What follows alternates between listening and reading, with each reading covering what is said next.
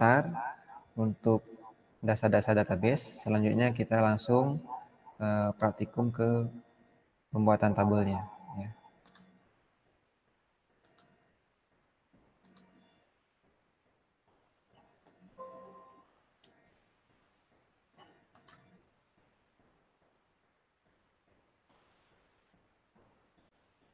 Nah, kita bahas sedikit teori pengantar untuk dasar database MySQL. Yang pertama kita akan bahas tipe-tipe field pada MySQL ya. Tipe-tipe field ini ada beberapa yang akan kita bahas, tapi nggak semuanya karena terlalu banyak. Kita bahas yang paling umum dipakai. Ya. Yang pertama tipe numerik. Nah, tipe numerik ini digunakan untuk menyimpan data numerik. Nah, ya. Jadi untuk penyimpanan data numerik, maka nanti pembuatan fieldnya kita atur tipe dari field atau tipe dari kolom pada tabelnya, kita gunakan tipe numerik. Nah, apa saja tipe numerik yang ada pada database MySQL? Yang pertama ada namanya tiny integer. Nah, ya. Tiny integer ini digunakan untuk menyimpan data bilangan bulat positif dan negatif. Ya. Jadi bisa bilangan bulat positif, bisa juga bilangan bulat negatif. Seperti itu. Nah, untuk ukurannya ini 1 byte ya, atau 8 bit. Nah, ukurannya ini memang nggak terlalu besar. Ya. Kemudian yang kedua ada namanya small int. Ini digunakan untuk menyimpan data bilangan bulat positif dan negatif, tapi ukurannya lebih besar, yaitu 2 byte atau 16 bit. Selanjutnya yang ketiga ada medium. Ya, ini sama. Ukurannya lebih besar, itu 3 byte. Kemudian yang keempat ada integer. Ya, integer ini lebih besar, dia itu 4 byte atau 32 bit. Ya. Kemudian yang selanjutnya ada big integer. Nah, ini tipe data yang bisa menampung data yang ukurannya paling besar. Ya. Nah, itu bisa sampai 8 byte. Nah, di bawahnya ada tipe data float. Ini khusus untuk digunakan untuk menyimpan data bilangan pecahan. Ya, kalau tadi itu bilangan bulat, bisa bilangan bulat positif atau negatif. Nah, kalau ini khusus untuk bilangan pecahan, ya. Ya, pecahan positif dan negatif. Jadi khusus untuk bilangan pecahan kita harus mengatur tipe datanya menggunakan float. Ya, tidak boleh menggunakan integer. Apakah itu medium integer, ya, small integer atau big integer. Kita harus menggunakan tipe data float. Nah, bagaimana kalau misalnya kita menggunakan tipe data integer, tapi bilangannya pecahan, misalnya 3,5, tapi kita paksakan kita atur tipe data di field pada tabelnya kita atur integer. Maka 3,5 nanti tidak akan kesimpan, yang masuk ke database hanya 3 aja. Sedangkan 0,5-nya nggak kesimpan. Karena tipe data yang kita atur integer, ya bilangan bulat. Ya. Sehingga 0,5-nya nggak kebaca. Jadi harus kita atur dia sebagai float, bilangan pecahan. Misalnya itu untuk kasusnya menyimpan data IPK mahasiswa. IPK mahasiswa kan bilangan pecahan ya. Nanti ada 3,2, 3,20, dan 3,50.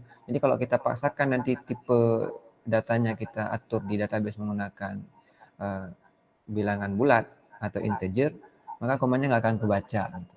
Sehingga ini perlu kita pahami ya dalam perancangan database.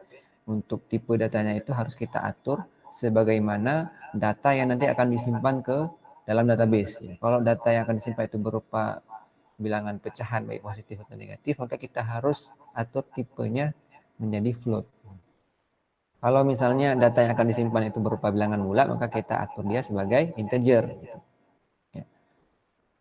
Nah, kemudian ada tipe data double. Ya, tipe data double ini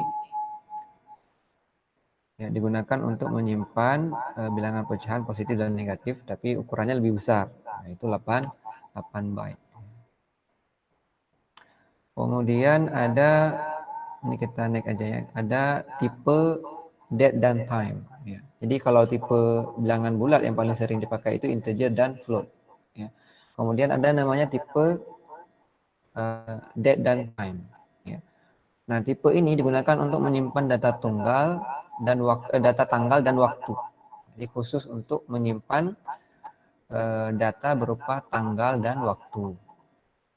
Nah, jadi yang disediakan untuk tipe data date dan time ini pada MySQL yang pertama ada date. Date ini digunakan untuk menyimpan data tanggal. Jadi misalnya kita mau menyimpan tanggal lahir mahasiswa di kolom tanggal lahir MHS misalnya. Maka kolom tanggal lahir MHS ini harus kita atur sebagai date. Gitu. Ya. Nggak boleh kita atur sebagai integer atau float. Nah, karena data yang akan disimpan berupa tanggal nanti, sehingga kita harus atur dia sebagai date. Ya. Nah, untuk format tanggal pada database MySQL itu dimulai dengan tahun, selanjutnya bulan dan hari. Nah, itu format default ya pada database. Dia agak berbeda dengan format yang kita pakai sehari-hari, yaitu tanggal, bulan, tahun. Gitu. Tapi kalau di database kebalikan, ya, tahun dulu, kemudian bulan, baru tanggal seperti itu. Ya. Nah, nanti ketika kita bikin inputannya, ya, pada inputan itu bisa kita atur ya. Untuk inputan di sisi pengguna bisa kita atur tanggal dulu, kemudian bulan, kemudian tahun. Tapi ketika data itu disimpan ke database, kita ubah dulu formatnya menjadi tahun, bulan, tanggal, baru kita masukkan ke database gitu.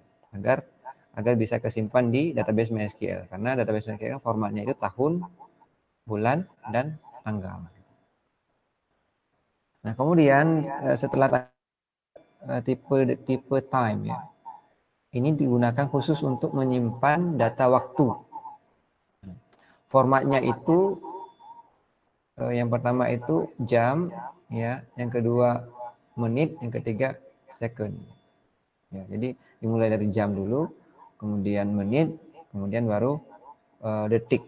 Ya, formatnya seperti itu. Kemudian di bawahnya ada date time. Nah, ini gabungan antara tanggal dan waktu. Jadi nanti ketika kita gunakan tipe ini, maka nilai yang harus kita simpan itu harus berisi yang pertama itu date-nya. Date-nya itu dimulai dengan tahun, bulan, tanggal, kemudian spasi, ya, jam, menit, dan detik yang terakhir. Jadi gabungan antara tanggal dan waktu. Nah, biasanya date time ini dipakai untuk merecord atau mencatat data dari misalnya waktu login si pengguna misalnya, atau waktu transaksinya, transaksi apa misalnya, transaksi penyimpanan data kapan dilakukan oleh si user itu, tanggal berapa, jam berapa, menit ke berapa, detik ke berapa. Nah, itu bisa langsung kita pakai date time. Ya, bisa satu kolom, kemudian kita atur dia tipe datanya menjadi date time. Ya, sehingga di situ sudah tersimpan tanggal dan juga waktu. Ya.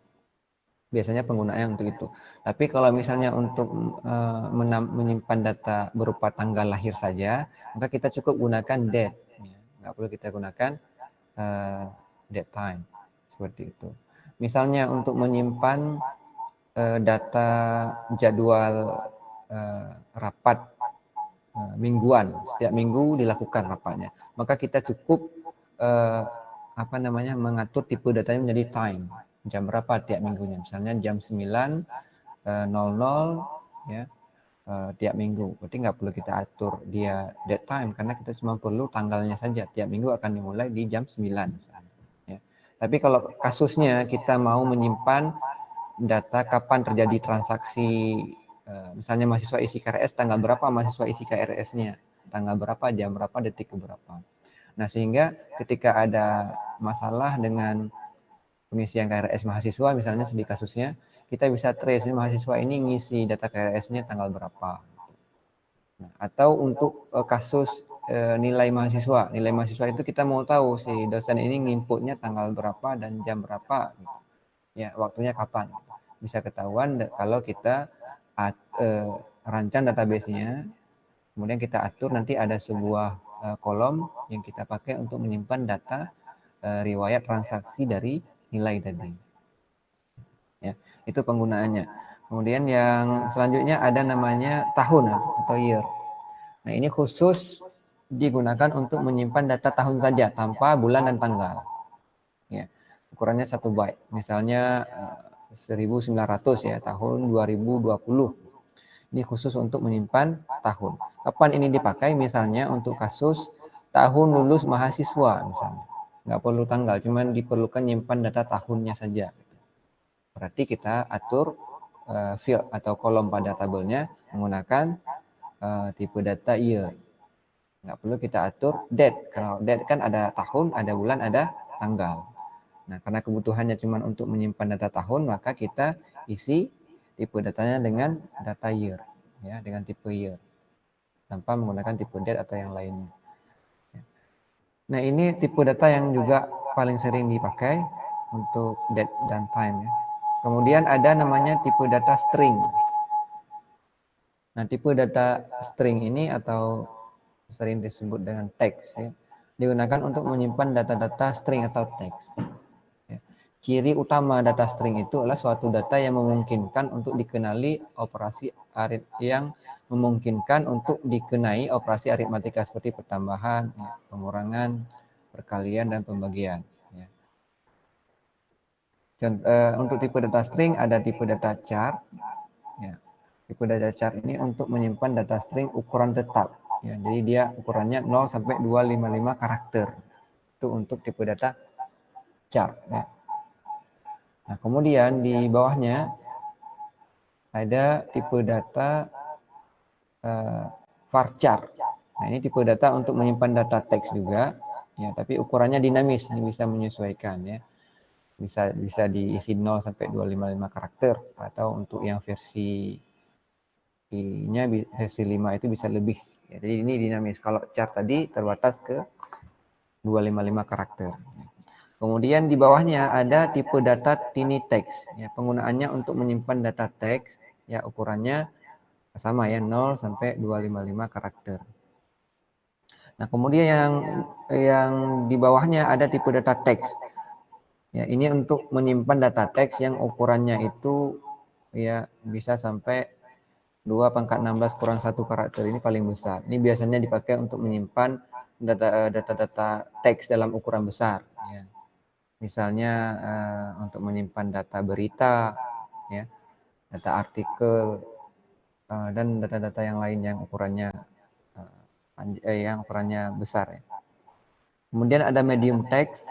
Nah, ini lebih besar lagi dari tipe data text. Kemudian yang terakhir ada long text. Nah, ini ukuran yang paling besar, ya. Yang paling umum dipakai, ya, yaitu tipe data text, ya, dan juga tipe data varchar dan tipe data char. Itu yang paling umum. Nah, tinggal disesuaikannya sesuai dengan kebutuhan. Ya.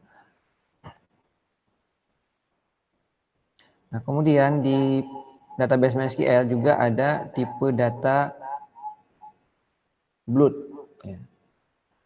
Nah, tipe data bloat ini digunakan untuk menyimpan data biner. Ya, biasanya digunakan untuk menyimpan kode-kode biner dari suatu file atau objek. Ya, itu dinamakan dengan bloat, ya, khusus untuk menyimpan data-data biner. Ya. Nah, ini ada beberapa, ada bit, ada tiny bloat, ya, ada bloat, kemudian ada medium bloat, ada long bloat. Ya, ini memang nggak sering dipakai, ya. Ya, tapi MySQL menyediakan tipe data ini apabila kita memerlukan untuk menyimpan data-data berupa nilai biner. Ya, nilai biner bisa dari suatu gambar atau dari suatu file. Jadi file itu bisa kita simpan data binernya. Ya. Ini nggak familiar, nggak sering dipakai, ya. Kemudian ada tipe data lain, yaitu di sini ada enum, ya. Nah, enum ini penggunaannya itu untuk enumerasi, ya. Jadi misalnya kita mengatur, ya, untuk misalnya jenis kelamin. Jenis kelamin kita nanti langsung atur di tipe datanya enum, kemudian kita bisa atur pilihannya itu misalnya P untuk pria, kemudian P untuk wanita, kemudian L untuk pria. Nah, itu kita bisa atur di database dengan tipe data enum. Jadi memungkinkan kita untuk mengatur pilihan data yang akan disimpan ke field yang kita atur tipe data enumnya, ya. Atau pilihan lain misalnya agama, kita atur enum. Misalnya pilihan pertama Islam, kedua Kristen, dan seterusnya. Ya. Kemudian ada tipe data set, ya. Nah, ini kombinasi atau himpunan data. Bisa sampai 255 string. Nah, untuk tipe data ini jarang dipakai, ya. Nah, biasanya yang sering itu tipe data enum. Ya, itu untuk tipe datanya, ya. Nah, kemudian ada beberapa aturan di database MySQL yang perlu kita ketahui bersama. Yang pertama, pada database ini tidak boleh mengandung record data yang ganda. Atau dengan kata lain, tidak boleh ada redundansi data. Jadi tidak boleh ada data yang sama masuk lebih dari satu kali. Itu memang karakteristik dari atau aturan dari database yang baik, ya. Nah, jika terdapat data yang sama, maka perlu dilihat kembali rancangan tabelnya. Nah, berarti rancangan tabelnya ini ada yang perlu disesuaikan, ya, agar data yang disimpan tidak ada data yang sama. Misalnya perlu disesuaikan yaitu dengan mengatur primary key dari setiap tabelnya. Nah, kemudian poin kedua, setiap tabel dalam database harus memiliki field atau kolom yang unik, ya. Field ini disebut dengan primary key. Jadi setiap tabel yang kita rancang itu diharuskan memiliki sebuah kolom atau field yang unik. Atau kita sebut dia sebagai primary key. Misal tabel pasien, maka nanti di situ ada ID pasien, ya, atau kode rekam medik pasien. Nah, misalnya tabel mahasiswa, di situ berarti ada sebuah field yang kita atur sebagai primary key. Misalnya NIM. Kemudian contoh lagi ada tabel barang, maka di situ ada field yang kita atur sebagai primary key, misalnya kode barang, dan seterusnya. Nah, kemudian yang poin C, tabel itu harus sudah normal, ya. Jadi ada istilahnya dalam basis data itu normalisasi tabel. Normalisasi tabel itu sebenarnya seperti yang kita bahas minggu-minggu sebelumnya di perancangan relasi antar tabel. Jadi nanti ada tabel-tabel yang kita perlu tambahkan tabel baru, gitu. Misalnya untuk relasi many to many. Nah, itu kita harus bentuk satu tabel baru agar data yang kesimpan di dalamnya itu bisa berhubungan satu dengan yang lain, ya. Nah, kemudian maksud dari tabel harus sudah normal ini atau diistilahkan dengan normalisasi tabel, itu misalnya di dalam sebuah tabel itu nanti ada 50 field misalnya, ada 50 field di situ. Nah, kita bisa pecah tabel itu menjadi beberapa tabel yang lain, ya. Misal tabel mahasiswa, di situ nanti ada field nama orang tuanya, ya, nama orang tuanya siapa gitu, atau walinya siapa. Nah, itu untuk yang field orang tua wali, kita bisa bikin sebuah tabel baru namanya tabel orang tua wali gitu. Nanti tinggal kita bikin relasinya, berarti relasinya one to one. Ya. Maksud normalisasi seperti itu. Jadi sebuah tabel yang belum terstruktur, ya, misalnya kita punya sebuah tabel yang ukuran kolomnya itu sampai 100 kolom, dan bisa memungkinkan untuk kita pecahkan lagi, ya, agar lebih terstruktur, ya. Berarti kita diistilahkan dengan normalisasi tabel. Jadi tabel yang tadi belum terstruktur kita pilah-pilah agar terstruktur, kita atur relasinya, relasi antar tiap tabel, sehingga nanti rancangan tabelnya itu betul-betul sudah bagus, sudah normal istilahnya, ya. Kemudian yang selanjutnya, besar dari ukuran database harus dibuat seminimal mungkin, ya. Ini untuk ukuran dari database. Hal ini ditentukan oleh pemilihan tipe data yang tepat. Ya, maksudnya di sini adalah ketika kita rancang database, kita akan buat tabel-tabel di dalamnya. Kita harus atur ukuran dari tiap tipe data yang kita pakai di setiap tabel itu harus seminimal mungkin. Contoh misalnya, kita bikin tabel mahasiswa. Di situ ada kolom NIM. Kita atur kolom NIM itu tipe datanya integer misalnya ya, atau varchar. Nah, kita harus lihat dulu untuk NIM mahasiswa standarnya itu berapa karakter. Ya. Misal kita bikin contohlah di kampus kita ya, panjang dari karakter NIM itu sekitar berapa? Sekitar 11 mungkin ya, atau 12. Maka ukuran dari tipe data varchar atau integer yang kita atur untuk kolom NIM itu harusnya berkisar antara itu ya, 12 atau 15 gitu ya. Ya, perbedaan beberapa karakter, kita kasih lebih beberapa karakter nggak jadi masalah. Yang jadi masalah kalau kita atur dia panjangnya 100 karakter, sementara yang kepake nanti hanya 12 atau 15 karakter. Nah, itu akan membuat ukuran database-nya jadi tidak efisien. Ya, ukurannya terlalu besar karena kita sudah alokasikan untuk ukuran field-nya itu sampai 100 karakter. Jadi database-nya nanti akan mengatur MySQL-nya nanti akan mengalokasikan ya ukuran memori yang lebih besar untuk database yang kita rancang, sehingga jadi tidak efisien. Maka kita harus atur ukuran dari tiap tipe data yang kita pakai pada tabel itu seefisien mungkin, sesuai dengan keperluan ya. Nah, itu yang dimasukkan besar atau ukuran database-nya hendaknya dibuat seminimal mungkin. Nah, kemudian poin ke E, merancang database hendaknya memperhatikan apakah rancangannya dapat menampung data record sesuai yang dibutuhkan oleh aplikasi. Nah, ini lebih ke analisa ya, kita analisa database yang kita buat ini harus sesuai dengan kebutuhan di aplikasi.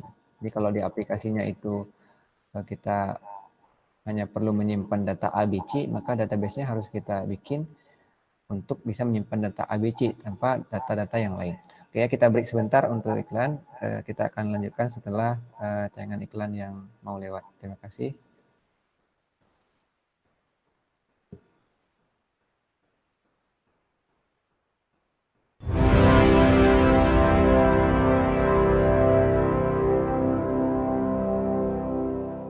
Universitas Ubudia Indonesia menyelenggarakan program belajar daring melalui UB on TV.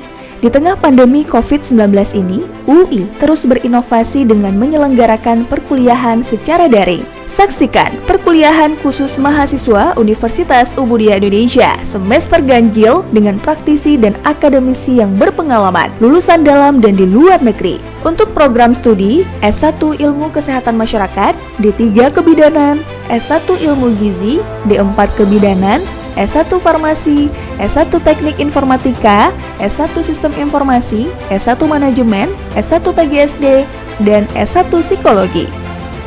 Menghadirkan Fauzia Andika SKMMKes dengan mata kuliah Surveillance Kesehatan Masyarakat, Kairanisa Anwar SSTMKM dengan mata kuliah Gizi Kesehatan Masyarakat, Mutia Paradiba STRKEP MKM dengan mata kuliah Kebutuhan Dasar Manusia, Faradila Safitri SSTMKes dengan mata kuliah Komunikasi dalam Praktik Kebidanan, Nuzulul Rahmi SSTMKes dengan mata kuliah Mutu Layanan Kebidanan, Ulfa Husnadira SSTMKM dengan mata kuliah Kesehatan Ibu dan Anak, Sahbainur Rezeki SSTMKM dengan mata kuliah Imunologi Gizi, Rulia Bailina SFAM MSI dengan mata kuliah Farmasi Rumah Sakit, Susmanto Eskom Mkom dengan mata kuliah Komunikasi Data, Mahendar Dwi Payana SSTMT dengan mata kuliah Pemrograman Web 1,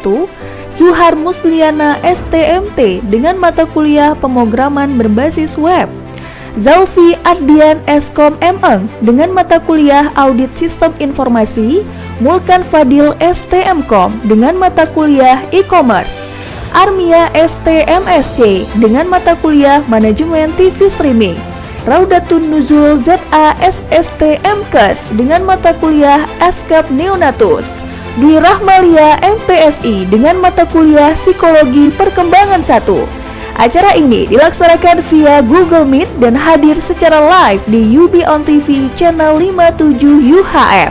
Setiap hari pukul 9 pagi sampai 15 sore waktu Indonesia Barat. UI, inovasi tiada henti untuk mencetak generasi unggul di masa depan.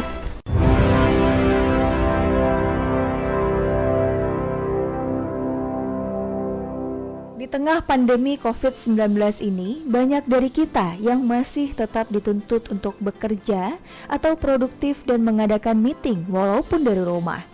Masyarakat ramai-ramai mencari dan beralih ke aplikasi video conference. Universitas Ubudiyah Indonesia merekomendasikan kamu untuk menggunakan Google Meet. Untuk kamu yang belum tahu cara menggunakannya, simak video berikut ini. Masuk ke situs berikut ini lewat browser Chrome, Mozilla, Firefox, dan lain-lain.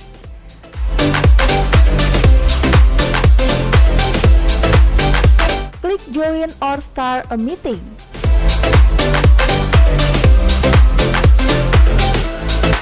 Situs akan meminta izin untuk mengakses kamera dan mikrofon.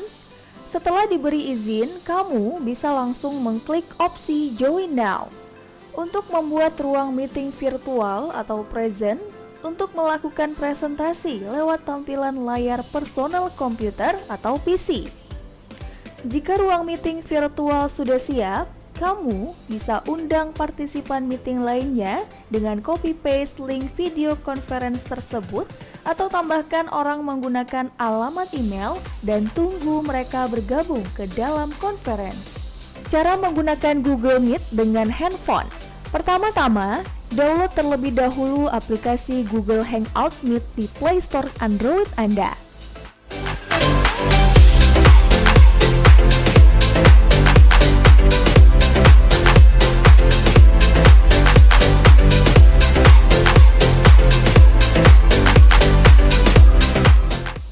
Setelah selesai download, selanjutnya kamu akan diminta untuk sign up menggunakan email Gmail.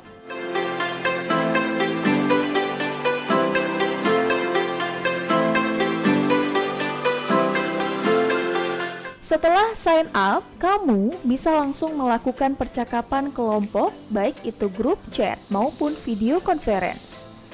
Caranya mudah, cukup klik icon di bagian pojok kanan bawah dan pilih New Video Call.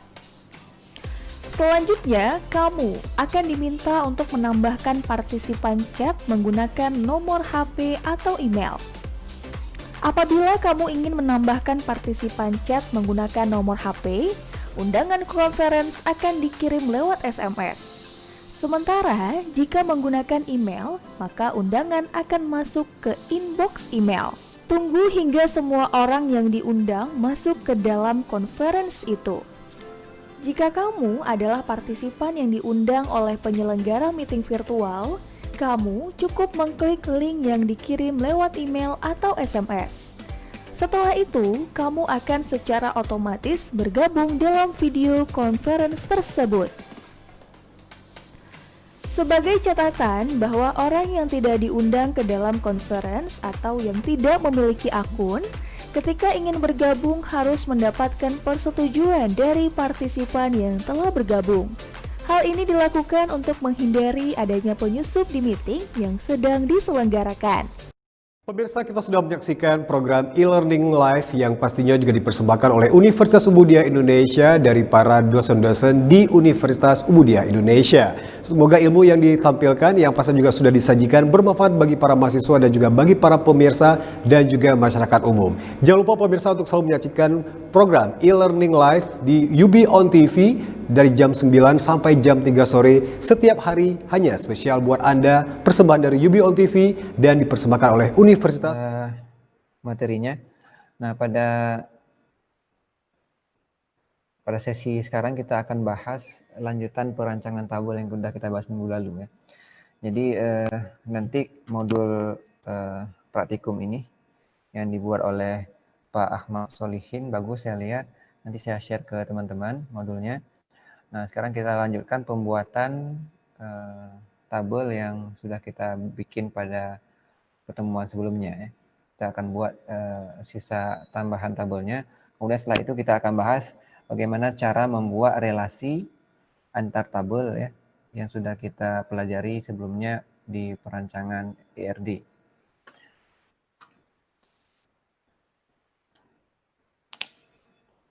Nah, sebelumnya kita sudah punya database pasien ya. Kita sudah punya database pasien. Nah, di database pasien ini kita sudah membuat sebuah tabel dengan nama tabel dokter. Ini yang kita buat minggu lalu ya. Pertemuan sebelumnya. Pada pertemuan sebelumnya saya sudah membahas mengenai pembuatan database dan juga pembuatan tabel dengan dua cara.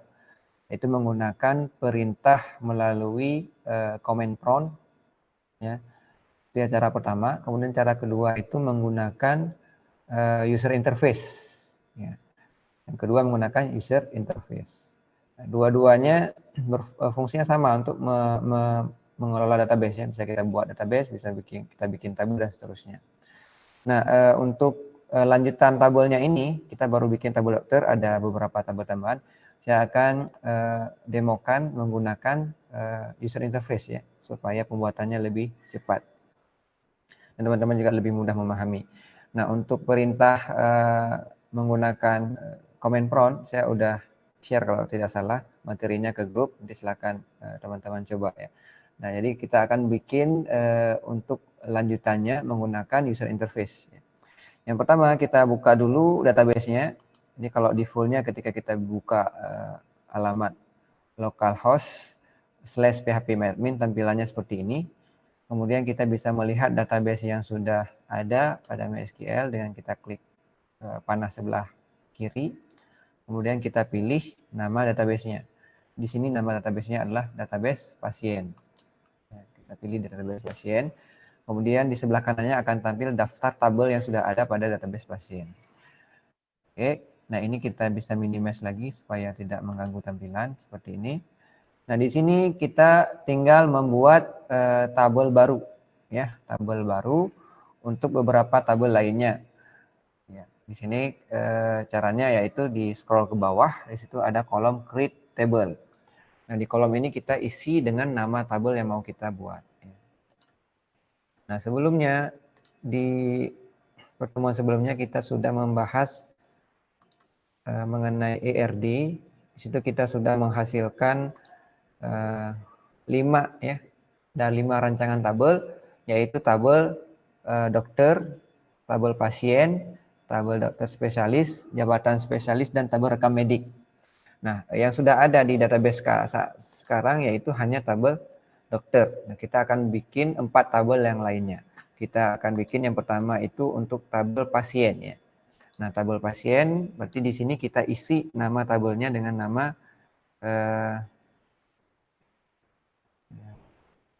TB pasien seperti ini ya. Contoh aja ya, TB pasien. Nah, kemudian untuk jumlah fieldnya, jumlah kolom yang akan kita buat di tabel ini, ya kita lihat yang punya minggu pertemuan sebelumnya ada 4 field ya. Dia itu ID pasien, nama pasien, alamat pasien, dan jenis kelamin. Nah, berarti di sini pada perancangan database-nya kita isi dengan jumlah kolom yang akan dibuat untuk tabel TB pasien ini adalah 4 kolom atau 4 field. Ya. Ini disesuaikan. Misalnya nanti kolomnya itu butuh tabelnya itu butuh 10 kolom, berarti di sini diisi dengan 10 kolom atau 10 field ya. Ini karena jumlahnya kebetulan 4 field jadi tidak perlu kita rubah ya. Kemudian tinggal kita pilih tombol go sebelah kanannya. Nah, setelah itu akan tampil form ya, halaman untuk kita mengisi nama-nama untuk masing-masing kolom ini. Ya, jadi ada 4 kolom, berarti kita harus isi nama-nama kolom untuk ya 4 field ini. Ya.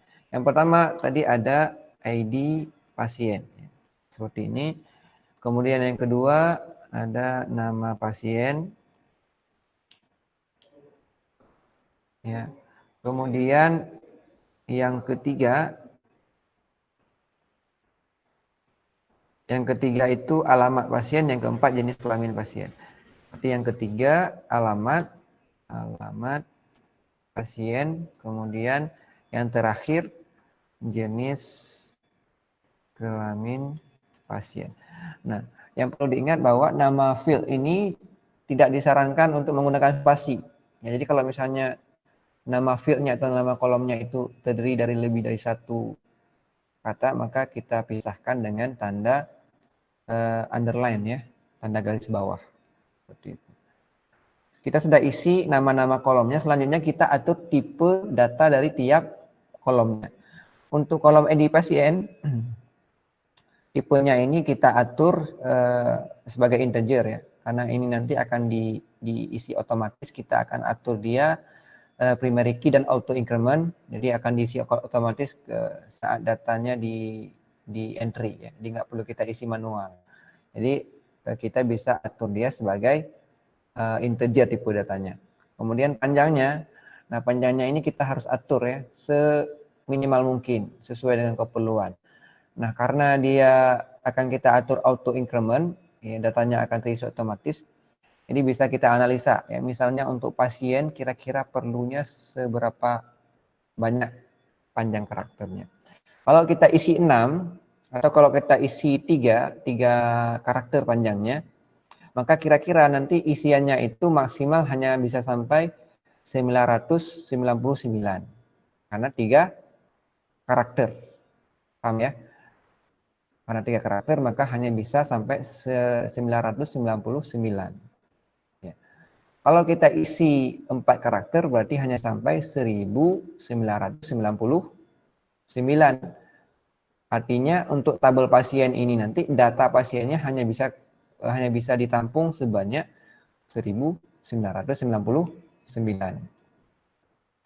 Nah, begitu juga kalau kita isi panjangnya 5 karakter. Ya, 6 karakter dan seterusnya. Ya. Nah, jadi untuk database pasien kalau memang scope proyek yang kita kerjakan misalnya rumah sakitnya itu besar, ya, bisa kita isi panjangnya sampai 9. Kalau 9 berarti udah miliaran ya data bisa terisi ke situ. Paham ya sampai di sini ya? Nah, itu maksudnya kita tentukan panjang karakternya sesuai dengan kebutuhan. Gitu. Ya. Jadi di sini bisa kita isi 9 misalnya. Ya. Nah, oke, 9. Kemudian untuk atributnya kita atur dia sebagai primary key. Ya. Artinya nanti ID pasien ini sifatnya unik, tidak akan sama ya dengan data-data yang lainnya. Ya. Kemudian karena tadi kita inginnya ID pasien ini tidak diinput manual, di-generate otomatis oleh database MySQL, kita bisa contreng di pilihan AI. AI ini maksudnya auto increment. Jadi nanti untuk kolom ID pasien kita nggak isi manual kodenya akan di-generate otomatis oleh si database-nya. Dimulai untuk data pertama ketika kita entry akan diisi dengan ID pasiennya dengan 1. Kemudian masuk data kedua diisi dengan 2 dan seterusnya. Ya, itu akan diisi otomatis oleh si database karena kita sudah contreng di auto increment-nya. Ya, sampai di sini jelas ya. Itu untuk kolom yang pertama atau field yang pertama. Kemudian kolom yang kedua untuk nama pasien ini kan berupa isiannya string ya, teks. Jadi kita bisa pilih tipe datanya varchar. Ya. Nah untuk nama pasien ini kita bisa menganalisa ya kira-kira nama seseorang itu normalnya itu berapa panjang yang diperlukan. Ya. Kalau 100 kayaknya nggak sampai. Jarang ada nama orang yang panjangnya itu sampai 100 karakter, jarang ya. Jadi kita harus lakukan analisa secara umum panjangnya kira-kira berapa. Jangan juga terlalu panjang sehingga berakibat nanti ukuran database-nya yang besar. Jangan juga terlalu kecil sehingga berakibat nanti ketika ada nama yang karakternya panjang nggak habis kesimpan. Ya. Misalnya namanya Agus Saputra Wijaya Kusuma misalnya. Ada 4 suku kata. Kira-kira itu panjangnya bisa sampai 30 karakter misalnya ya. Tapi kita isi nama ini dengan 15 karakter cuma panjangnya. Sehingga tadi namanya itu yang 30 karakter yang kesimpan cuma 15 karakter. Kenapa? Karena panjangnya kita udah atur 15 karakter. Paham ya? Nah, jadi untuk nama ini ya, kita kira-kira idealnya berapa? Ya, di sini saya isi ya perkiraannya sekitar 60 karakter panjangnya. Ya. Jarang ada nama yang panjangnya lebih dari 60 karakter. Kita bacanya aja sudah kerepotan ya. Nah, apalagi untuk nulis gitu. Di 60 ini udah ideal ya. Lebih-lebih dari ini sedikit nggak jadi masalah. Yang penting jangan terlalu besar. Ya, jangan terlalu besar. Sesuai dengan kondisi data realnya kita analisa seperti apa. Nah, kemudian untuk alamat. Nah, alamat ini bisa kita pilih tipenya ya bisa teks, bisa tiny text ya, tergantung keperluan. Ya. Nah, di sini kita bisa atur dia sebagai varchar boleh, teks juga boleh. Ya. Kalau misalnya kita atur varchar, kita atur panjangnya berapa. Untuk alamat kan biasanya ada nama jalan, ya, nomor rumah, nama desa, nama kecamatan, ya, dan seterusnya. Nah, mungkin akan panjang, ya. Nah, kita bisa perkirakan kira-kira panjangnya ini berapa karakternya. Bisa kita isi misalnya 200 karakter itu sorry ya, ini udah ketekan. 200 karakter kalau kita kira-kira sudah cukup ya untuk menyimpan data alamat berupa jalan, nomor rumah, ya, kecamatan dan seterusnya. Ya. Kemudian selanjutnya ada jenis kelamin pasien. Nah, jenis kelamin ini kita perkirakan juga ya isiannya itu berupa apa. Kalau isiannya berupa string misalnya pria, kemudian untuk perempuan nanti akan kita simpan dengan wanita misalnya. Ya, berarti panjangnya itu kira-kira sekitar 10 ya. Laki-laki atau perempuan, pria atau wanita isiannya. Berarti kira-kira panjangnya 10, tipe datanya bisa kita atur varchar. Ya. Seperti ini cara pembuatan tabel dan juga kita analisa ya panjang dari tipe data untuk masing-masing kolom atau masing-masing field. Ya. Sampai di sini jelas ya? Nah, setelah kita mengatur tipe data dan juga panjang atau besar ukuran dari masing-masing tipe data, selanjutnya kita disarankan ya, saya menyarankan untuk mengatur nilai default dari tiap field ini menjadi 0 ya. Di bagian ini, di bagian default.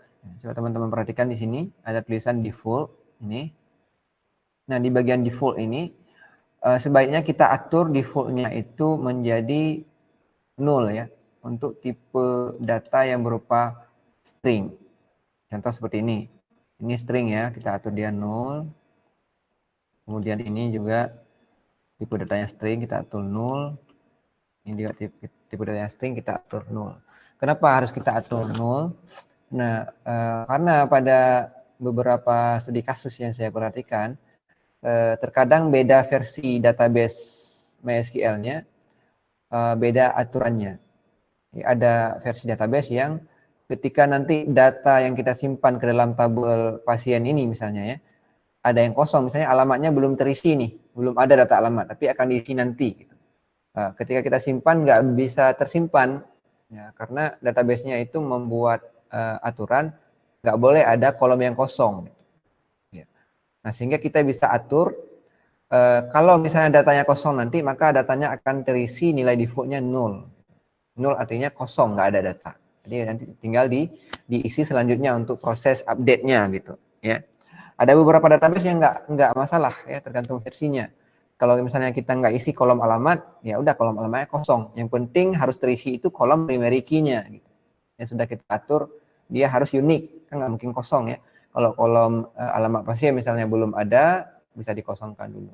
Jadi untuk mengantisipasi terjadinya error saat proses entry data ke dalam tabel, maka saya menyarankan untuk mengatur untuk tipe-tipe datanya, khususnya tipe data string, kita atur nilai default-nya menjadi 0. Ya. Untuk tipe data berupa date, nanti nilai default-nya kita atur dengan ada pengaturannya juga. Ya. Tapi kita nggak bahas karena kita belum jumpai ada kolom yang kita pakai tipe datanya date. Ya. Yang penting untuk tipe data string kita atur nilai default-nya menjadi 0 ya.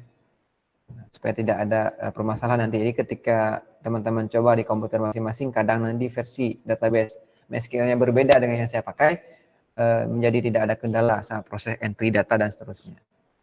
Ya, oke, sampai di sini jelas ya, nanti tinggal diatur aja tipenya 0. Nah, selanjutnya ini udah selesai, tinggal kita pilih tombol save yang paling bawah. Ya, kita pilih tombol save. Oke, ini sudah berhasil ya, kita sudah berhasil membuat tabel baru dengan nama tabel TB pasien. Ya. Isiannya itu ada 4 kolom, ID pasien, nama pasien, alamat, dan jenis kelamin. Nah, kalau teman-teman perhatikan di sini pada kolom ID pasien ada gambar, ada ikon kunci. Nah, ini berarti kolom ini atributnya itu sebagai primary key. Ya, karena ada lambang kuncinya. Itu untuk menandai bahwa kolom ini dia memiliki atribut primary key. Ya. Oke, kita back lagi ke database pasien. Kita sudah punya 2 tabel, ada tabel dokter, kemudian ada tabel TB pasien. Selanjutnya kita akan lengkapi 3 tabel yang lainnya, yaitu tabel jabatan spesialis, dokter spesialis, dan rekam medik. Nah, saya akan buat lagi tabelnya. Caranya seperti tadi ya, kita pilih di bawahnya ada kolom create table, kita isi dengan tabel jabatan spesialis. Kemudian untuk jabatan spesialis ini dari materi sebelumnya yang sudah kita share itu ada 2 kolom ya, yaitu kode spesialis dan nama spesialis. Berarti di sini jumlah kolom yang akan kita buat adalah 2. Ya, yaitu kode spesialis dan jabatan spesialisnya. Oke, kita klik tombol Go. Ya, selanjutnya seperti biasa kita isi nama fieldnya. Nama field pertama itu kode spesialis. Nama field yang kedua nama spesialis. Ya. Nah, untuk kode spesialis, ya, ini kita pilih aja char ya, tipenya char. Ya. Nanti kita akan isi manual, kita nggak bikin auto increment ya, supaya teman-teman nanti ada perbedaan. Tabel ini nggak auto increment, tabel yang lain auto increment. Jadi bisa kita ada beberapa pilihan. Ya. Kode spesialisnya kita isi dengan char ya. Panjangnya kita atur kira-kira sekitar 5 karakter ya. 5 karakter cukup. Misalnya untuk nanti yang pertama kodenya ya SPPD misalnya, nama spesialisnya spesialis penyakit dalam. Nah, data yang kedua SPJP misalnya, nama spesialisnya nanti spesialis penyakit jantung dan pembuluh darah misalnya. Ya, jadi kira-kira panjangnya 5 atau 6 ya, saya isi aja 6 untuk mengantisipasi ada kekurangan ya. Kodenya 6. Kemudian untuk nama spesialisnya berarti tipenya varchar, panjangnya kira-kira sekitar 35 ya. 35 karakter cukup ya. Spesialis kandungan, penyakit dalam ya, jantung ya. Kalau kita analisa kan nggak panjang-panjang sekali itu nama jabatan spesialisnya ya. Jadi kira-kira 35 udah cukup, udah memadai ya. Kemudian selanjutnya kita atur nilai defaultnya untuk nama spesialis, kita atur dia sebagai 0. Kemudian untuk kode spesialis kita nggak perlu atur sebagai 0 karena kita akan set dia sebagai primary key. Artinya kalau primary key tidak akan ada kolom yang kosong, tidak akan ada data yang kosong. Setiap proses entry data kita harus wajib mengisi untuk kode spesialis ya. Karena dia sebagai primary key. Nggak boleh kosong datanya. Ya. Tapi kalau nama spesialis bisa aja ya dikosongin dulu, misalnya si user nanti lupa nama panjangnya, nggak diisi dulu, nggak masalah. Kemudian kita atur atributnya sebagai primary key. Primary key, ya kita pilih primary key. Kemudian AI-nya ini nggak perlu kita centreng, ya karena nanti kodenya akan kita isi secara manual, ya akan kita isi secara manual untuk kode jabatan spesialisnya. Jadi nggak perlu dicenteng ya, beda dengan tabel sebelumnya. Oke, sudah. Kemudian kita pilih tombol save. Nah, ini sudah berhasil kita bikin tabel ketiga dengan nama jabatan spesialis. Di dalamnya ada 2 kolom, kode spesialis dan nama spesialis. Kalau teman-teman perhatikan di kolom kode spesialis ada gambar kunci ya, seperti tabel sebelumnya, artinya dia itu sebagai primary key. Oke ya, kita lanjutkan, ada sisa 2 tabel lagi ya, yaitu tabel dokter spesialis dan rekam medik. Kita bikin lagi nama tabel baru, namanya dokter spesialis. Nah, panjangnya itu jumlah kolomnya dari materi sebelumnya kita sudah atur jumlah kolomnya itu ada 4 ya.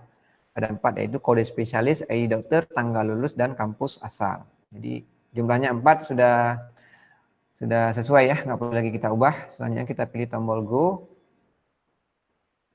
Tinggal kita isi nama kolomnya. Kolom pertama itu kode spesialis. Ya, nama pertama yaitu kode spesialis. Kode spesialis. Kemudian yang kedua ada ID dokter. Ya. Kode spesialis, ID dokter, tanggal lulus, dan kampus asal. Tanggal lulus, ya. TGL lulus, yang terakhir kampus asal, seperti ini. Ya, ini nama-nama kolomnya. Kemudian kita atur tipe datanya. Ya, kita atur tipe datanya. Nah, yang pertama untuk ID dokter. ID dokter ini tipenya itu integer ya. Panjangnya 11, kita samakan dengan tabel dokter. Kemudian untuk kode spesialis ya. Kode spesialis tadi bukan panjangnya 6 ya. Panjangnya 6. Kita samakan dengan di tabel jabatan spesialis ya. Panjangnya 6 ya. Tipenya char karena kita isi manual. Panjangnya 6. Kemudian ini kita samakan dengan tabel dokter. Panjangnya 11 ya. Artinya bisa menampung data dokter itu sampai 11 karakter. Banyak sekali 11. Kemudian tanggal lulus. Nah, di sini kita udah dapat sebuah field yang harus kita atur tipenya dengan tipe date ya. Tanggal lulus. Berarti nanti isiannya tahun, bulan, dan tanggal. Jadi kita pilih tipe datanya date ya. Kemudian kampus asal. Nah, kampus asal ini berupa teks ya. Isiannya berupa teks, kita bisa isi dia sebagai varchar. Nah, panjangnya itu untuk nama kampusnya sekitar 60 karakter cukup ya. Misalnya kampus Udaya Indonesia atau Universitas Indonesia atau UI ya. 60 karakter ini sudah cukup. Nah, kemudian kita sudah isi tipe data berupa panjangnya. Nah, untuk date ini kita nggak perlu isi panjang karakternya karena dari materi tadi untuk tipe date itu sudah diatur secara default ya. Ya, berupa isiannya itu tahun, bulan, tanggal. Jadi kita nggak perlu lagi atur tipe datanya. Ya, kalau untuk yang varchar, INT kita perlu atur tipe datanya karena memang disediakan alokasi. Gitu. Tapi kalau untuk date memang udah isiannya default, tanggal, bulan, tahun, bulan, tanggal. Jadi nggak perlu kita atur lagi. Ya. Nah, kemudian kita atur nilai default seperti yang tadi ya. Nah, untuk kode spesialis editor ini nggak perlu kita atur nilai default karena setiap nanti ada penambahan data di sini wajib kita isi 2 ini. Karena 2 ini itu adalah kode spesialis adalah primary key dari tabel jabatan spesialis, ID dokter adalah primary key dari tabel dokter. Nah, seperti itu. Jadi nggak perlu kita atur ini defaultnya. Yang perlu kita atur defaultnya adalah tanggal lulus. Tanggal lulus ini defaultnya kita atur dia menjadi isian default dari tahun ya.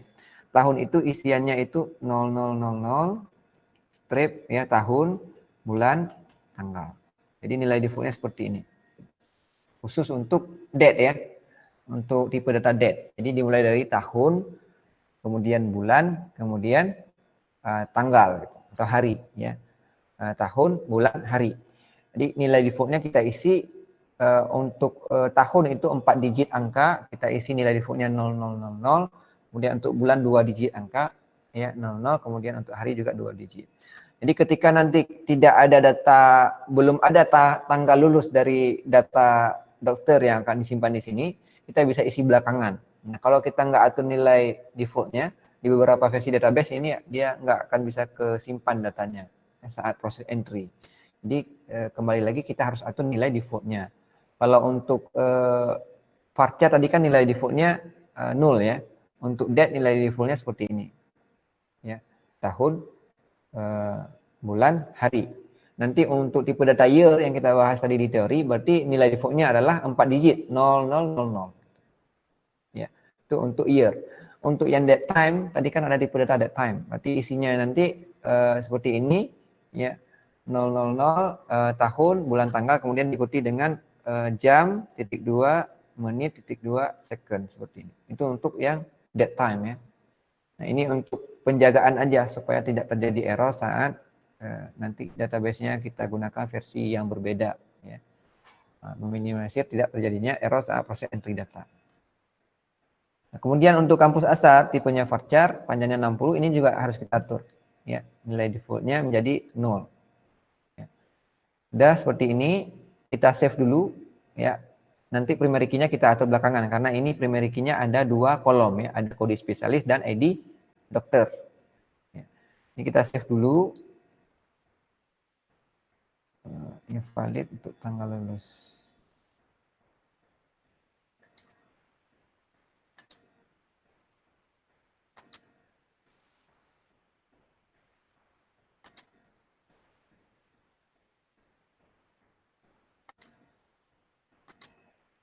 Nah, ini ada valid ya, untuk tanggal lulusnya katanya nggak boleh seperti ini. Coba kita isi ulang ya.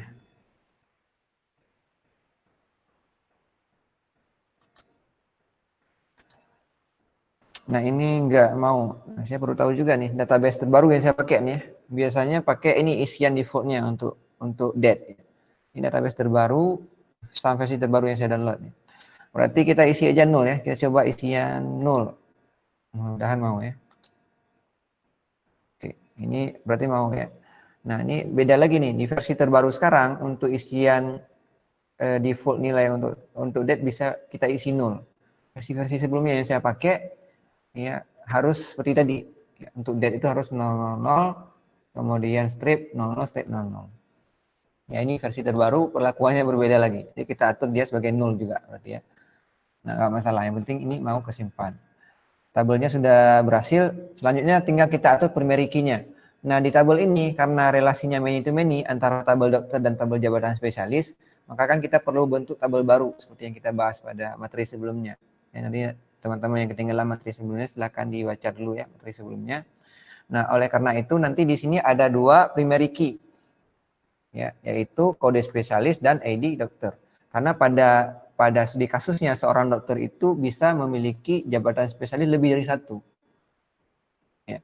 Misalnya dia spesialis penyakit dalam, nanti dia bisa ngambil subspesialis paru lagi misalnya, atau subspesialis bagian lambung. Ya, setelah dia ambil spesialis dalam. Nah, makanya di sini relasinya many to many, seperti kasus mahasiswa mengambil mata kuliah. Ya, kasus pengisian data KRS di kampus. Ya. Nah, sehingga ini primary key-nya adalah kode spesialis dan ID dokter. Jadi kita checklist di sini di kolom kode spesialis, kemudian kita checklist di ID dokter, kemudian kita pilih primary yang bawah ini ya. Ini yang kursor di bawah ini, samping tombol drop ada tombol menu primary, kita pilih di sini. Kita checklist dulu kolom yang akan kita buat sebagai primary, kemudian kita pilih primary seperti ini. Nah, kalau teman-teman perhatikan yang sudah berhasil, kolom kode spesialis dan ID dokter itu sudah ada lambang primary, ya, lambang primary key. Nah, sehingga nanti seorang dokter itu bisa memiliki lebih dari 1 jabatan spesialis. Ya. Oke. Nah, selanjutnya kita bikin satu tabel baru ya. Tabel terakhir namanya rekam medik. Seperti biasa, kita pilih dulu di database-nya. Kita scroll ke bawah, kita isi di sini tabel rekam medik ya.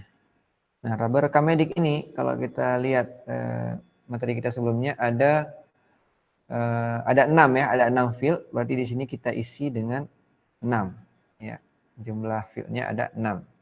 Oke, kita pilih tombol go. Nah, di rekam medik ini ada yang pertama ada ID pasien, yang kedua ada ID dokter. Ya, ada ID pasien, kemudian yang kedua ada ID dokter. Nah, ID pasien ini tadi tipenya integer, panjangnya 9 ya di tabel pasien yang kita buat. ID dokter panjangnya 11. Nah, sebenarnya ID dokter ini panjangnya nggak harus 11 ya, 11 terlalu banyak. Cuma karena pada pertemuan sebelumnya kita sudah terlanjur membuat 11 di tabel dokter, ya sudah selisih beberapa digit dari yang seharusnya itu nggak jadi masalah. Yang penting jangan terlalu jauh selisihnya. Ya. Oke, ID pasien, ID dokter. Selanjutnya tanggal diagnosa, keluhan.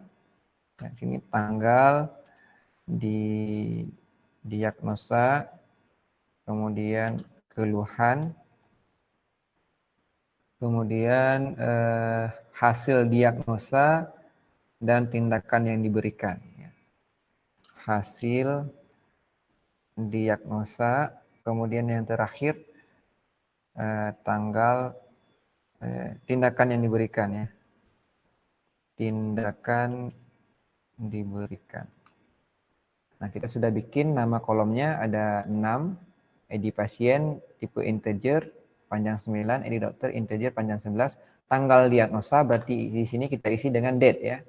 Kapan nanti si dokter ini mengunjungi pasien ini, tanggal berapa. Nah, kita isi dia sebagai date. Kemudian tanggal diagnosa sudah, keluhan. Nah, keluhan ini kan berupa teks nanti ya. Misalnya keluhan dia apa hari ini, pusing, sakit kepala dan lain sebagainya, maka di sini kita atur dia sebagai teks ya. Nah, jangan varchar ya, karena ini mungkin banyak keluhannya ini. Ya, isinya bakalan banyak tergantung dari keluhan si pasien, maka untuk lebih aman kita atur tipenya teks ya. Untuk tipe teks kita nggak perlu atur panjangnya ya, karena dia bisa menampung data yang besar. Nggak perlu kita atur panjangnya karena ini sangat dinamis. Macam kita nulis artikel, bisa jadi artikelnya 2 paragraf, bisa jadi 3 dan seterusnya. Ya, jadi nggak perlu kita atur panjangnya. Kemudian hasil diagnosa juga sama, kita pilih teks, juga nggak perlu kita atur panjangnya. Kemudian tindakan yang diberikan juga sama ya, nanti diberikan misalnya obat A, B, C, dan seterusnya. Ini juga kita pilih teks ya. Jadi untuk 3 kolom di bawah ini kita nggak perlu atur panjangnya, karena nilai isiannya sangat dinamis, menyesuaikan ya. Bisa banyak, bisa 1 paragraf, bisa 2 paragraf dan seterusnya. Jadi nggak bisa kita prediksi secara akurat kira-kira berapa gitu. Jadi kita bisa pilih teks ya, tanpa kita perlu atur panjang atau ukuran tipe datanya. Sudah, kemudian kita atur nilai nulnya. Nilai nul untuk tanggal diagnosa kita pilih 0, keluhan 0, dan juga hasil diagnosa dan tindakan yang diberikan. Untuk 2 kolom di atas, ID pasien, ID dokter nggak kita atur sebagai 0, karena dia nanti akan bertindak sebagai primary key di tabel ini. Ya, ID pasien itu primary key dari tabel pasien, ID dokter primary key dari tabel dokter. Dan di tabel rekam medik ini kedua tabel ini menjadi primary key. Ya, karena relasi dari tabel pasien dan tabel dokter itu one to many, sehingga kita harus bikin sebuah tabel baru dengan nama rekam medik untuk bisa menampung ya data yang berhubungan dengan antara dokter dan pasien. Sudah, kita pilih tombol save ya, paling bawah, pilih save. Nah, kemudian kita checklist seperti tadi ya. Kita checklist ID pasien sama ID dokter, kita checklist. Ya, kemudian kita pilih primary yang bawah ya, yang ada lambang kuncinya. Kita pilih primary seperti ini. Nah, ini sudah berhasil ya, kalau teman-teman lihat di layar, sudah berhasil kita bikin tabel rekam medik yang di dalamnya itu ada ID pasien, ID dokter yang kita atur sebagai primary key. Ya. Oke ya, sampai di sini kita sudah membuat 5 tabel. Ada 5 tabel ya, ada 5 tabel untuk database pasien. Nah, selanjutnya ini ada sisa beberapa menit lagi, kita akan atur relasi dari tiap tabelnya. Ya, kita atur relasi di database-nya. Nah, untuk pengaturan relasi, ini teman-teman perhatikan ya, karena sebelumnya kan kita udah bahas relasi itu di materi database relationship ya. Nah, sekarang eksekusinya di database itu bagaimana cara kita bikin relasinya. Ya. Nah, yang pertama kita pilih dulu nama database-nya seperti ini, pilih di database pasien, sudah tampil daftar tabel di database ini, kemudian pilih menu more, ya. Pilih menu more, kemudian di situ ada pilihan designer. Ya, ada pilihan designer yang bawah ini ya, yang ada ikon kotak dan ada garis penghubung. Itu maksudnya designer ya, nama menunya, tapi itu penentuan relasi di database-nya. Ya, kita pilih menu designer seperti ini. Nah, di dalam menu designer ini akan tampil daftar tabel yang sudah kita buat di database pasien. Ini bisa kita drop ya. Bisa kita pindah-pindahkan nih, seperti ini. 1, ya, 2, ya, 3. Nah, di bawahnya ini ada juga tabel sisanya ya. Sisanya ada 5 tabel. Kita pindahkan ke atas supaya sebentar ya, supaya kelihatan lebih rapi.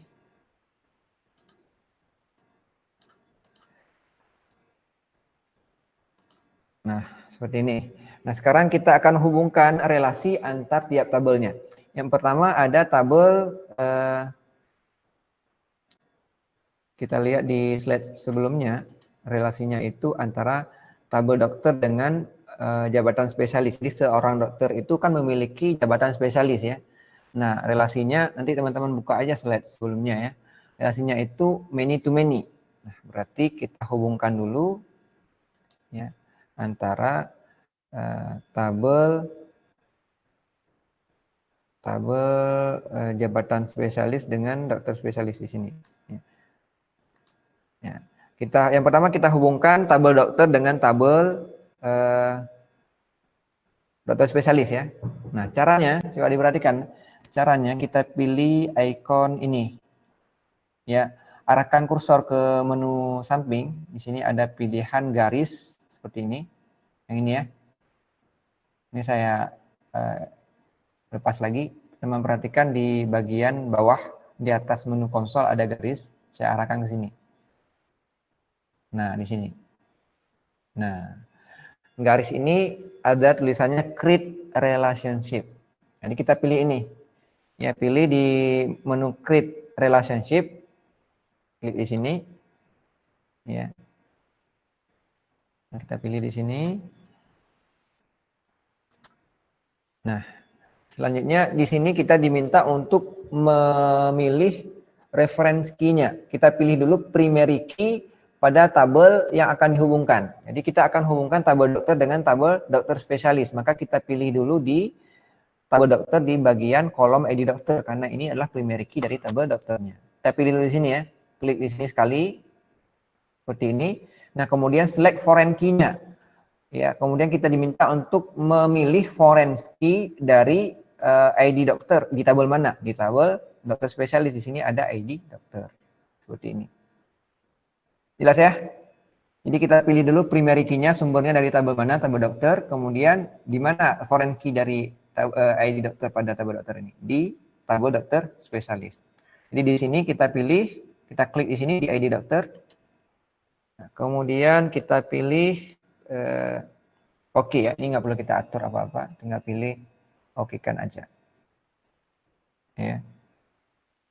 Kita pilih oke. Nah, ini sudah terhubung. Ya, teman-teman perhatikan sebentar ya, masih loading di layar. Ini sudah terhubung antara tabel dokter dengan tabel dokter spesialis. Ya. Nah, sekarang kita akan hubungkan tabel jabatan spesialis dengan dokter spesialis. Ya, jabatan spesialis, kode spesialis sebagai primary key, di dokter spesialis ada kode primary key sebagai foreign key. Ya. Nah, caranya sama, kita pilih menu create relationship, ya. Ya, kemudian kita pilih primary key dari tabel jabatan spesialis yaitu kode spesialis. Kemudian kita select foreign key-nya. Foreign key dari kode spesialis ini ada di mana? Ada di tabel dokter spesialis di sini, bagian atas ya. Kita pilih di sini, klik seperti ini. Nah, tampil seperti tadi, ini kita okekan aja. Ya, oke. Nah, sekarang sudah terhubung ya. Jabatan spesialis, tabel dokter sudah terhubung dengan tabel dokter spesialis. Nah, seperti ini. Sekarang sisanya ada tabel rekam medik, ya. Tabel rekam medik dengan ini, ya. Tabel rekam medik dengan tabel pasien ya. Nah, tabel pasien dengan tabel rekam medik. Sama, kita pilih dulu create relationship, kemudian kita select primary key dari tabel pasien, kemudian kita select foreign key dari tabel rekam medik, itu di kolom ID pasien, seperti ini. Pilih, ya, kemudian kita okekan. Nah, ini sudah terhubung tabel pasien. Tabel pasiennya sudah terhubung dengan tabel rekam medik. Selanjutnya tabel dokter ya. Tabel dokter dengan tabel rekam medik. Pindahkan dulu tabel dokter yang sini. Nah, seperti ini. Kita pilih lagi create relationship, pilih di primary key tabel dokter. Kemudian kita pilihkan foreign key di tabel rekam medik. Seperti ini. Klik di sini. Ya, kemudian kita okekan. Nah, ini udah jadi ya. Udah jadi, saya kecil dulu. Kelihatan. Kita sudah punya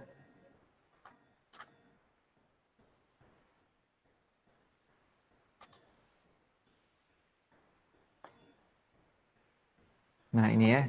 Sebentar ya, saya rapikan dulu biar enak dilihat. Nah, ini agak susah.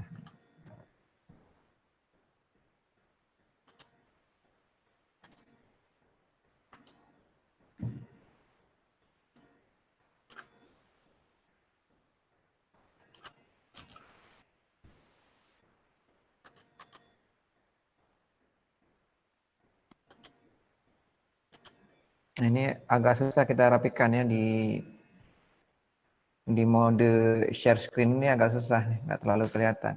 Ini kira-kira seperti ini ya bentuknya. Nah, memang nggak terlalu di share screen nggak responsif ya, susah kita narik ininya tabel-tabelnya. Nah, tapi kira-kira relasinya seperti ini. Ada tabel pasien relasi dengan rekam medik di ID pasien, tabel dokter relasi dengan dokter spesialis ya di ID dokter, kemudian jabatan spesialis relasi dengan tabel dokter spesialis ya melalui kode spesialis. Ini persis, tampilan ini persis seperti rancangan ERD yang kita buat minggu lalu pada pertemuan sebelumnya di slide ya yang sudah saya share ke teman-teman. Jadi tinggal kita bikin dulu relasinya di diagram ERD, kemudian di database-nya tinggal kita tarik-tarik garisnya berdasarkan relasi yang sudah kita bikin. Ya. Nah, seperti ini. Nah, ada pertanyaan dari teman-teman? Sebelum kita tutup nih, ini nanti saya share database-nya sekaligus file database-nya, nanti tinggal teman-teman impor di database masing-masing ya. Tinggal diimpor di database masing-masing. Nah, dibuat sendiri dulu, nanti kalau ada kendala tinggal diimpor yang versi saya kirim. Nah, ada pertanyaan nih, ada sesi bertanya sekitar 1-3 menit. Mungkin cara impornya, Pak.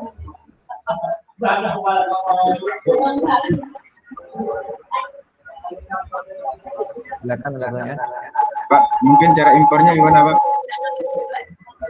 Gimana? Cara impor file database. Oh iya, cara impor. Oke, saya demokan ya. Nah, untuk cara impornya, ya ini saya ekspor dulu. Saya pilih di menu pasien, kemudian pilih menu ekspor. Ini di sisi saya ya, saya melakukan ekspor. Kemudian saya pilih quick, ini nggak ada pilihan apa-apa, tinggal pilih menu ekspor, pilih quick, kemudian pilih tombol go yang bawah. Ini untuk di sisi saya ya, saya mengekspor database. Ya, pilih tombol go. Ya, ini sudah berhasil ya, sudah nggak tampil di layar, tapi ini sudah berhasil tersimpan sebuah file .sql ya. Ini nggak tampil di layar. Nah, kemudian nanti untuk menu impor, ini saya hapus dulu ya. Saya mulai dari awal ya. Jadi database-nya saya hapus dulu. Ini saya hapus dulu database-nya. Ya, pilih select database yang akan dihapus, pilih menu drop, kemudian oke-kan. Nah, nanti di teman-teman tampilannya kan seperti ini ya. Ketika buka localhost, PHP admin tampilannya kan belum ada database-nya. Jadi yang pertama teman-teman lakukan adalah membuat sebuah database baru ya. Membuat sebuah database baru. Ya, jadi nanti teman-teman tinggal bikin di sini di kolom create database dengan nama pasien. Itu kan nama database-nya ya. Pasien, kemudian pilih tombol create. Ya. Nah, setelah berhasil, ini kan belum ada tabel nih. Ya. Tinggal teman-teman pilih tombol import di atas ya. Pilih tombol import. Kemudian choose file import yang saya kirimkan nanti. Ya. Ini saya coba ya, saya demokan. Saya pilih file importnya. Nama filenya itu SQL pasien.sql. Nah, ini tampil di sini ya. Pasien.sql. Ini nanti yang saya kirimkan ke teman-teman. Kemudian setelah itu tinggal pilih tombol go. Ya, di bawah ya. Tinggal pilih tombol go seperti ini. Nah, ini impornya sudah sukses ya. Tampil di layar impornya sudah sukses. Sekarang bisa kita lihat di menu database pasien di atas ya. Kita klik database pasien. Nah, ya, di sini tampil daftar tabel yang tadi. Nah, ini sudah tampil semua nih beserta relasinya. Jadi ketika proses import tuh relasinya juga diimport. Jadi kalau kita lihat di designer, ini sudah ada relasi. Ini ya, sudah ada relasinya. Nanti silakan teman-teman bikin sendiri dulu. Ya, setelah itu nanti silakan impor yang versi punya saya. Kalau bisa bikin misalnya pasien, terus ada database kedua tuh pasien 1. Yang pasien 1 teman-teman bikin sendiri, yang pasien itu punya impor dari yang saya kirimkan. Nanti disamakan. Ya. Hasilnya harus sama gitu. Jadi teman-teman coba sendiri tapi hasilnya harus sama dengan yang saya share ke teman-teman. Ya, jangan sampai beda supaya nanti ketika kita belajar pemrograman lanjutan tidak ada masalah karena perbedaan nama tabel dan nama kolom. Oke, jelas ya? Nah, saya rasa itu aja ya untuk pertemuan sekarang karena akan masuk sesi lesson yang lain. Dibilang kurang saya mohon maaf. Ini nanti filenya saya share ke grup ya. Itu aja untuk pertemuan hari ini. Saya akhiri. Assalamualaikum warahmatullahi wabarakatuh. Waalaikumsalam warahmatullahi wabarakatuh. Pemirsa, kita sudah menyaksikan program e-learning live yang pastinya juga dipersembahkan oleh Universitas Ubudiah Indonesia dari para dosen-dosen di Universitas Ubudiah Indonesia. Semoga ilmu yang ditampilkan yang pasti juga sudah disajikan bermanfaat bagi para mahasiswa dan juga bagi para pemirsa dan juga masyarakat umum. Jangan lupa pemirsa untuk selalu menyaksikan program e-learning live di UB On TV dari jam 9 sampai jam 3 sore setiap hari, hanya spesial buat Anda, persembahan dari UB On TV dan dipersembahkan oleh Universitas Ubudiah Indonesia.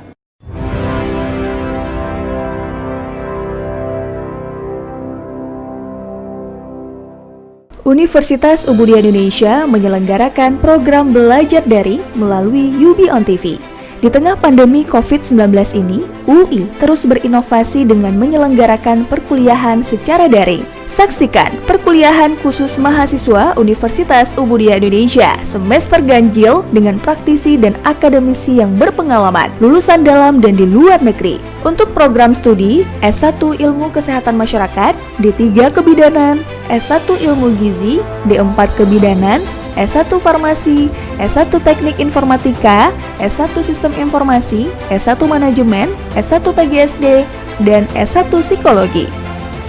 Menghadirkan Fauzia Andika SKMMKes dengan mata kuliah Surveillance Kesehatan Masyarakat, Kairanisa Anwar SSTMKM dengan mata kuliah Gizi Kesehatan Masyarakat, Mutia Paradiba STRKEP MKM dengan mata kuliah Kebutuhan Dasar Manusia, Faradila Safitri SSTMKes dengan mata kuliah Komunikasi dalam Praktik Kebidanan, Nuzulul Rahmi SSTMKes dengan mata kuliah Mutu Layanan Kebidanan, Ulfa Husnadira SSTMKM dengan mata kuliah Kesehatan Ibu dan Anak, Sahbainur Rezeki SSTMKM dengan mata kuliah Imunologi Gizi, Rulia Meilina SFAM MSI dengan mata kuliah Farmasi Rumah Sakit, Susmanto Eskom Mkom dengan mata kuliah Komunikasi Data, Mahendar Dwi Payana SSTMT dengan mata kuliah Pemrograman Web 1, Zuhar Musliana STMT dengan mata kuliah Pemrograman Berbasis Web, Zaufi Ardian Eskom Meng dengan mata kuliah Audit Sistem Informasi, Mulkan Fadil STMkom dengan mata kuliah E-commerce, Armia STMSC dengan mata kuliah Manajemen TV Streaming, Raudatun Nuzul ZA SSTMKes dengan mata kuliah Askap Neonatus, Dwi Rahmalia MPSI dengan mata kuliah Psikologi Perkembangan 1. Acara ini dilaksanakan via Google Meet dan hadir secara live di UB On TV channel 57 UHF setiap hari pukul 9 pagi sampai 15 sore waktu Indonesia Barat. UI, inovasi tiada henti untuk mencetak generasi unggul di masa depan.